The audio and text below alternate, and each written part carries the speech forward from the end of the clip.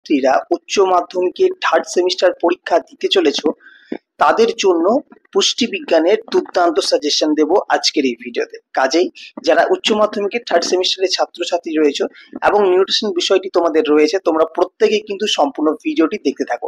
শুধুমাত্র সাজেশন প্রশ্নই নয়, সেই প্রশ্নের সাথে তোমাদের উত্তরগুলিও আমি বলে দেবো। আজকের এই ভিডিওটা হচ্ছে পার্ট 1 ভিডিও বা পর্ব 1 ভিডিও, এবং সেই পর্ব 1 ভিডিওতে আমি তোমাদের সাজেশন প্রশ্নগুলির সাথে উত্তরগুলো বলে দিচ্ছি।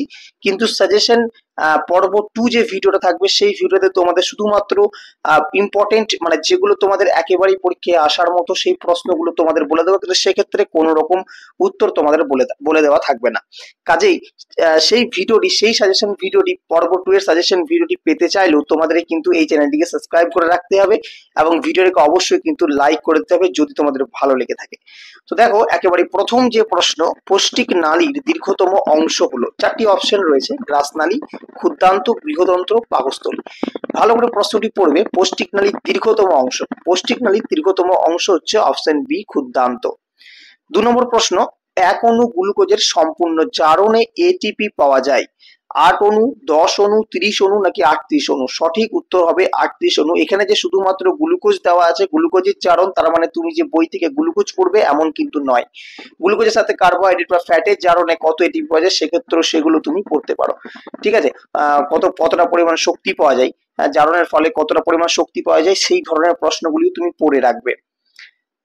আচ্ছা, এবার হচ্ছে 3 দাগের প্রশ্ন, লাইসোজোম থাকে 4টি অপশন, গ্যাস্ট্রিক রসে, লালা রসে, পিত্ত রসে, অগ্নাশয় রসে। সঠিক উত্তর হবে অপশন বি, লালা রসে। 4 নম্বর প্রশ্ন বলা হচ্ছে হ্যাপারিন উৎপন্ন হয়, 4টি অপশন রয়েছে, এ কোষে, বি কোষে, জি কোষে, মাস্ট কোষে। সঠিক উত্তর হবে অপশন ডি, মাস্ট কোষে। চলে যাব 5 নম্বর প্রশ্নে। 5 নম্বর প্রশ্নে বলা হচ্ছে মানব দেহে দুগ্ধ প্রোটিনের তঞ্চন ঘটায়, 4টি অপশন, ক্যাথেপসিন, কাইমোট্রিপসিন, রেনিট্রিপসিন। সঠিক উত্তর হবে অপশন বি, কাইমোট্রিপসিন। তোমাদের প্রত্যেককেই বলে রাখি, হুবহু যে এই প্রশ্নগুলি কমন পড়বে এমনটা নয়, এই ধরনের প্রশ্ন তুমি পেও থাকবে, এখান থেকেও কিন্তু অনেক প্রশ্ন পেও থাকবে। কাজে তোমরা এই প্রত্যেকটা প্রশ্ন কিন্তু খুব ভালো করে মুখস্থ করবে এবং এই প্রশ্নগুলোর সাথে এই ধরনের যদি তুমি আরো প্রশ্ন পেয়ে থাকো তাহলে সেগুলো কিন্তু তুমি ভালোভাবে প্রিপারেশন নিয়ে যাবে। 4 দিকের প্রশ্ন দেখো, ঘুমের সময় বিএমআর হ্রাস পায়, 4টি অপশন, 20%, 50%, 10%, 5%। সঠিক উত্তর হবে অপশন ডি, 5%। এই প্রশ্নের যে উত্তরগুলো আমি বলছি সেই উত্তরের মধ্যে যদি কোনো অংশে কোনো উত্তর যদি তোমাদের ভুল বলে মনে হয় অবশ্যই কিন্তু সেটা কমেন্টে জানিয়ে দেবে। 7 নম্বর প্রশ্ন, বিএমআর পরিমাপক যন্ত্রটির নাম হলো, 4টি option, bomb calorimeter, option B oximeter, option C Benedict Roth spirometer, option D thermometer. সঠিক উত্তর হবে option C Benedict Roth spirometer. তবে তোমাদের প্রত্যেক ছাত্রছাত্রীকে বলে রাখি, যে সাজেশনগুলি দিচ্ছি সেখান থেকে তুমি 100% ধরে রাখতেই পারো, অনেক প্রশ্ন তোমরা এখান থেকে কমন পাবে। ঠিক আছে।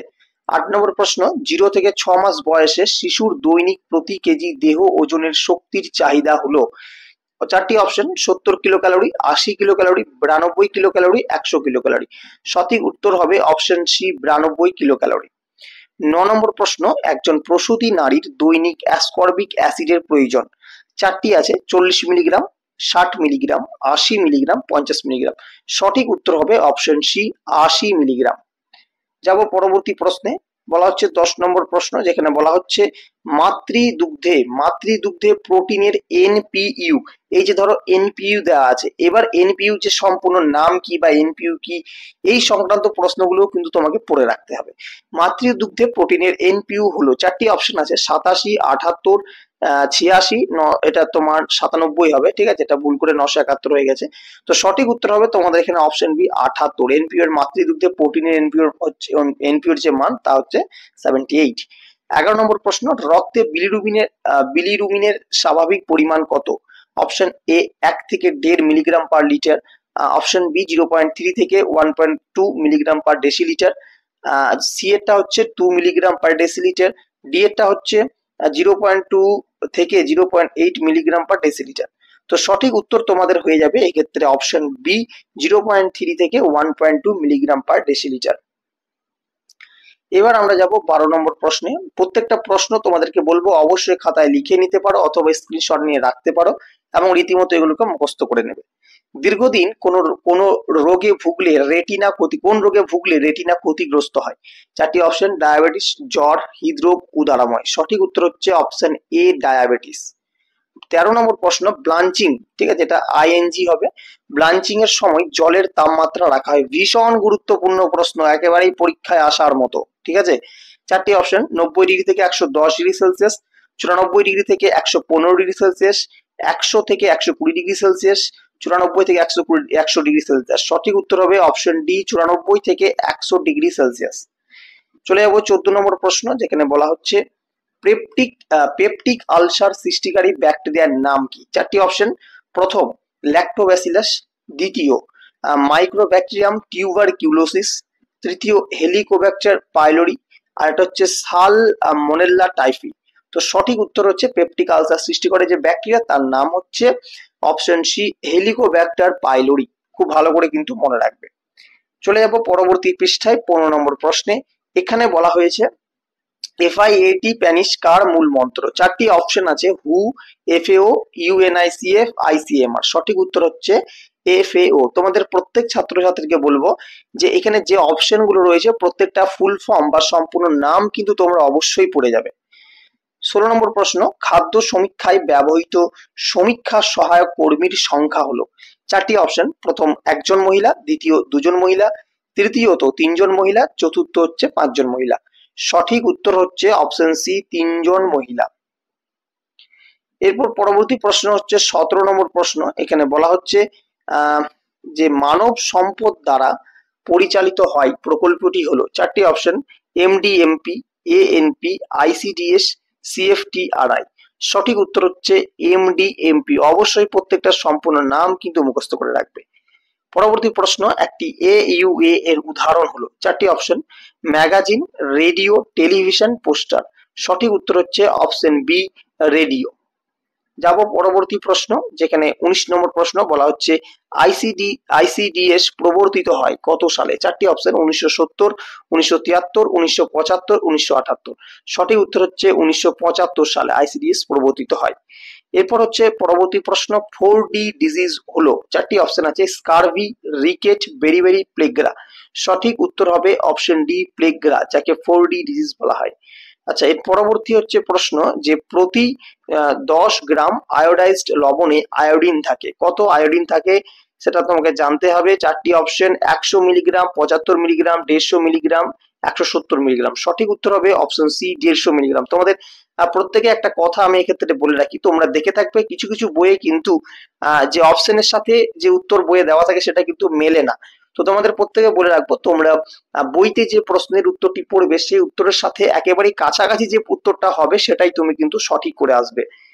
আচ্ছা, কারণ বিভিন্ন বইয়ে বিভিন্ন রকম দেওয়া থাকছে এবং কোনোটাই কিন্তু ভুল নয়।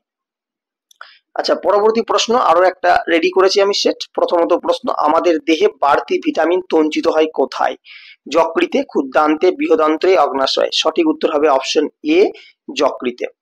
পরবর্তী প্রশ্ন, ভিটামিন বি12 শোষণ সহায়ক উপাদান যে পাচক রসে খরিত হয় তা হলো? আন্তরিক রস, অগ্নাশয় রস, পাক রস, পিত্তরস। সঠিক উত্তর হবে তোমাদের অপশন সি, পাক রস। পরবর্তীতে যাব 3 নম্বর প্রশ্ন, যেখানে বলা হচ্ছে পাক রসের কোন উপাদান অ্যান্টিসেপটিকের কাজ করে? চারটি উপাদান আছে: পেপসিন, লাইপেজ, এইচসিএল, মিউসিন। সঠিক উত্তর হবে অপশন সি, এইচসিএল। 4 নম্বর প্রশ্ন, উৎসেচক প্রোটিনের সঙ্গে দৃঢ়ভাবে আবদ্ধ থাকা অপ্রোটিন অংশটিকে বলে? চারটি অপশন: হল উৎসেচক, প্রস্থেটিক গ্রুপ, পূর্ব উৎসেচক, সহ উৎসেচক। সঠিক উত্তর হবে অপশন বি, প্রস্থেটিক প্রপ। আচ্ছা, এটা প্রস্থেটিক গ্রুপও দেওয়া থাকে মাঝে মধ্যে। 5 নম্বর প্রশ্ন বলা হচ্ছে, এটা কিন্তু আবারও দেওয়া হয়ে গেছে প্রশ্নটা, এক অণু গ্লুকোজের সবার শোষণে মোট উৎপন্ন এটিপির সংখ্যা? উত্তর হবে 38টি। ঠিক আছে। আচ্ছা, পরবর্তী প্রশ্ন, গ্লাইকোজেনেলাইসিস প্রক্রিয়ায় সাহায্যকারী হরমোনটির নাম কি? ভীষণ গুরুত্বপূর্ণ প্রশ্ন। চারটি option: glucagon, insulin, gastrin, somatostatin. সঠিক উত্তর হবে অপশন বি, ইনসুলিন। যাব পরবর্তী প্রশ্ন, যেখানে বলা হচ্ছে আইসিএমআর এর মতে রেফারেন্স পুরুষের উচ্চতা কত হতে হবে বা হবে?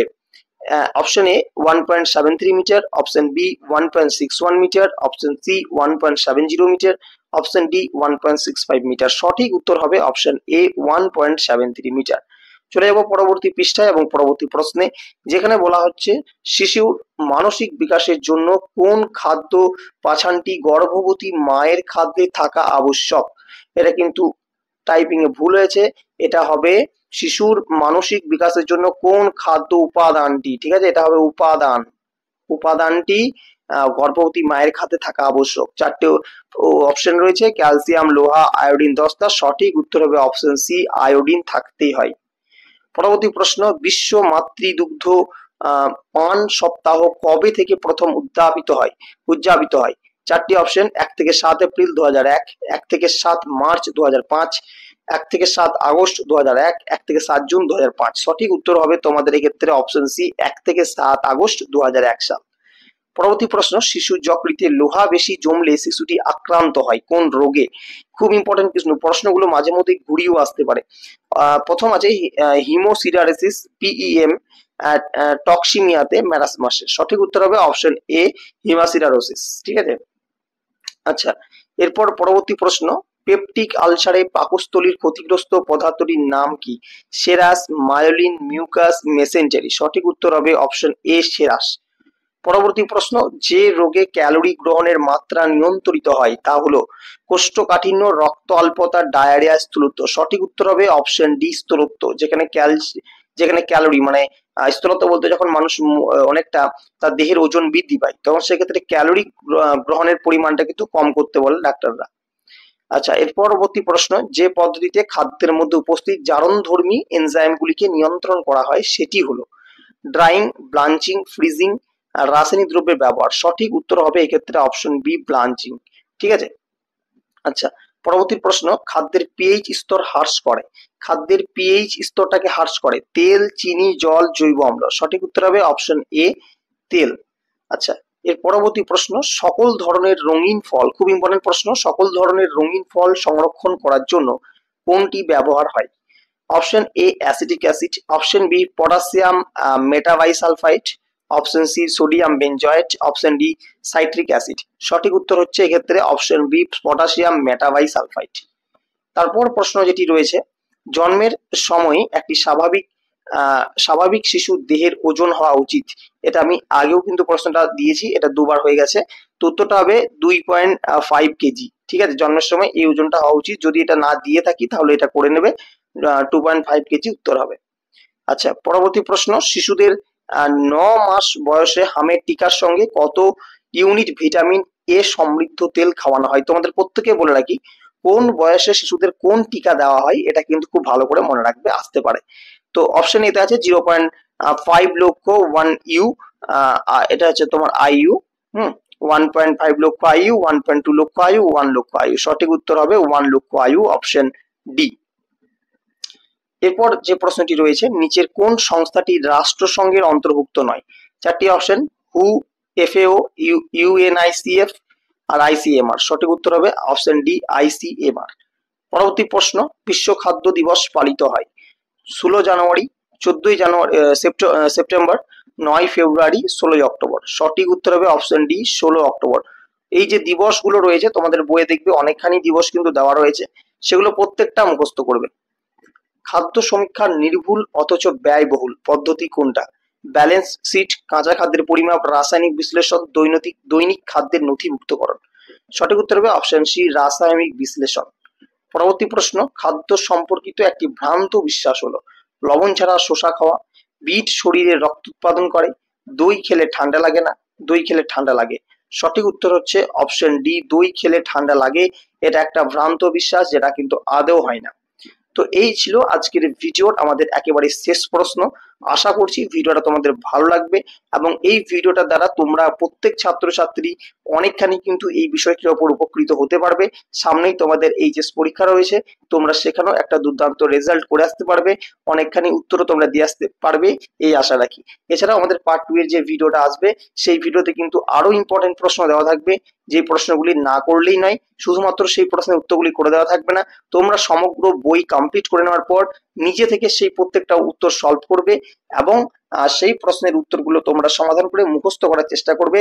ঠিক আছে, তো আমি সেই ভিডিওটা আনবো, তার জন্য কিন্তু তোমাদেরকে প্রত্যেকে চ্যানেলটিকে সাবস্ক্রাইব করে রাখতে হবে এবং অবশ্যই কিন্তু একটা লাইক করে দিতে হবে। তো ভিডিওটি ভালো লাগলে লাইক করে দাও এবং বন্ধুদের মধ্যে শেয়ার করে দাও। আজকের ভিডিও এই পর্যন্তই রাখি, দেখা হবে পরবর্তী ভিডিওতে।